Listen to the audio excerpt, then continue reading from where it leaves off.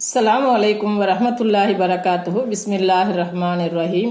அன்பான சகோதர சகோதரிகளே, எல்லாம் வல்ல அல்லாஹ்வின் நல்லடியார்களே, இன்று நாம் காணவிருக்கும் தலைப்பு இறை நம்பிக்கையாளரின் தன்மைகள்.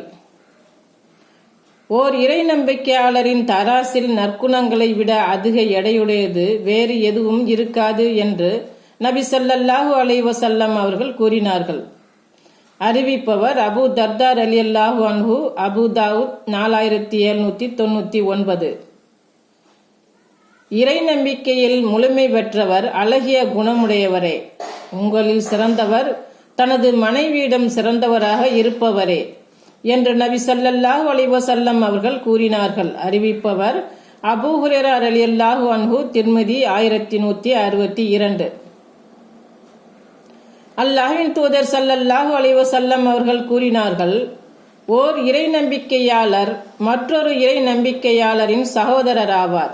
எனவே தம் சகோதரர் வியாபாரம் செய்து கொண்டிருக்கும் போது தாம் குறுக்கிட்டு வியாபாரம் செய்ய ஓர் இறை நம்பிக்கையாளருக்கு அனுமதி இல்லை. தம் சகோதரர் பெண் பேசிக் கொண்டிருக்கும் போது இடைமறித்து தமக்காக அவர் பெண் பேச மாட்டார்.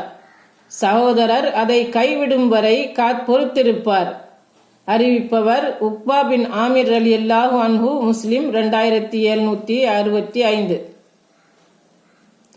ஒரு இறை நம்பிக்கையாளர் சபிக்க மாட்டார், குறை கூற மாட்டார், கெட்ட வார்த்தைகள் பேச மாட்டார். நம்மில் சிலருக்கு கோபம் ஏற்படும். சில நேரங்களில் உடனே அவ்வாறு கோபம் ஏற்படுவதற்கு காரணமானவர்களை சபித்து விடுகின்றோம். உதாரணமாக, தமக்கு உபகாரம் செய்யாத பிள்ளைகளை பெற்றோர்களும் துரோகம் இழைத்தவர்களை பிறரும் சபிப்பதை காண முடிகிறது. இன்னும் சிலர் சிறு சிறு விஷயங்களுக்கெல்லாம் மண்ணை வாரி இறைத்து சாபமிடும் பழக்கமுடையவராய் காணலாம். இத்தகைய பண்புகள் உண்மையான மூமின்களுக்கு உரிய பண்பு இல்லை. மூமின்களை சபிப்பது குறித்து நபி ஸல்லல்லாஹு அலைஹி வஸல்லம் அவர்கள் மிக கடுமையாக எச்சரித்துள்ளார்கள். குறை சொல்பவனாக, சபிப்பவனாக, கெட்ட செயல் செய்பவனாக, கெட்ட வார்த்தைகள் பேசுபவனாக இறை நம்பிக்கையாளன் இருக்க மாட்டான் என்று நபி ஸல்லல்லாஹு அலைஹி வஸல்லம் அவர்கள் கூறினார்கள். அறிவிப்பவர் அப்துல்லா ரலியல்லாஹு அன்ஹு, திர்மிதி 1977. சபித்தவனையே சூழும் சாபம். ஒரு அடியான் ஏதாவது ஒரு பொருளை சபித்தால் அந்த சாபம் வானத்தை நோக்கி உயரும். அப்போது வானத்தின் வாசல்கள் அடைக்கப்படும். பிறகு அந்த சாபம் பூமியை நோக்கி இறங்கும். அப்போது பூமியின் வாசல்களும் அடைக்கப்படும்.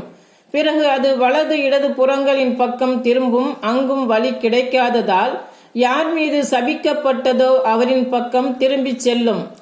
அவர் அதற்கு தகுதியற்றவராக இருந்தால் சொன்னவரிடமே திரும்பி சென்றுவிடும் என்று நபி ஸல்லல்லாஹு அலைஹி வஸல்லம் அவர்கள் கூறினார்கள். அறிவிப்பவர் அபு தர்தா ரலியல்லாஹு அன்ஹு, அபு தாவூத் 4905. ஓர் இறை நம்பிக்கையாளன் பயனளிப்பதையே ஆசைப்படுவான். அல்லாஹ்வின் தூதர் ஸல்லல்லாஹு அலைஹி வஸல்லம் அவர்கள் கூறினார்கள், பலமான இறை நம்பிக்கையாளர் பலவீனமான இறை நம்பிக்கையாளரை விட சிறந்தவரும் அல்லாஹுக்கு மிகவும் விருப்பமானவரும் ஆவார். ஆயினும் அனைவரிடமும் நன்மை உள்ளது.